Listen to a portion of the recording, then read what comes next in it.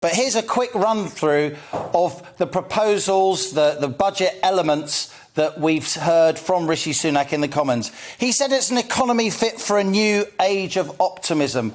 He tried to be upbeat. He had his boyish grin. There was lots and lots of optimism talking about post-pandemic Britain.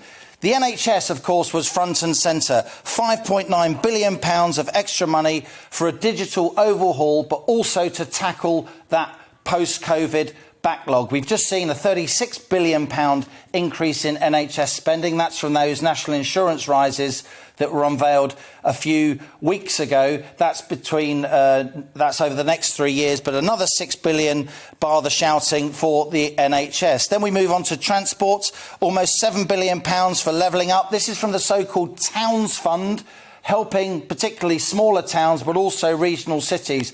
Rishi Sunak mentioned levelling up many, many times. He says he wants to level up the opposition's front bench by giving money to Labour constituencies as well. Of course, this is a key part of the Conservatives' message as we head towards the next general election in 2023 or 2024.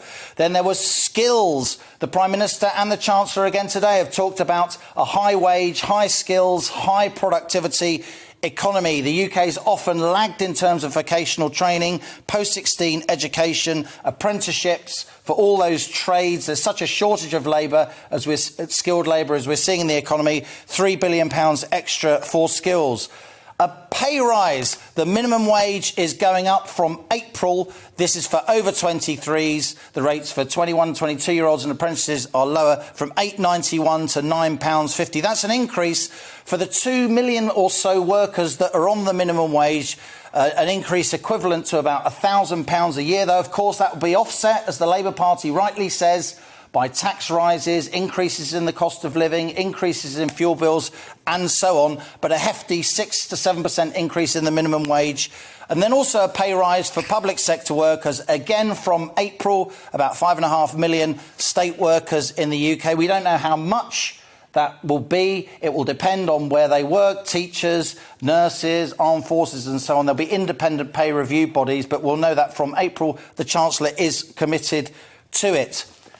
Overseas aid. The Tories got into a bit of hot water when they said we couldn't afford to spend 0.7% of our GDP on overseas aid during the pandemic. But Sunak said once the fiscal rules allowed, once there was a bit more money in the government's coffers, that United Nations target of 0.7% of aid would be returned. He didn't commit to it today, but he said we're scheduled to return to that 0.7% of GDP target by 2024-25. So that was just, if you like, an hors d'oeuvre. Total spending overall is up £150 in this Parliament based on these budget announcements today. That's a 3.8% growth a year in real terms. That is after inflation. That's quite chunky. But he also admitted that inflation, this is an increase in the cost of living, that would average 4% over the next year. If we can have the next slide, please. 4% is quite a big number. The Bank of England has previously said inflation might reach 4% by the end of the year. The Treasury is now saying it will average 4% over the next year. That's a much bigger admission than the Bank of England has made.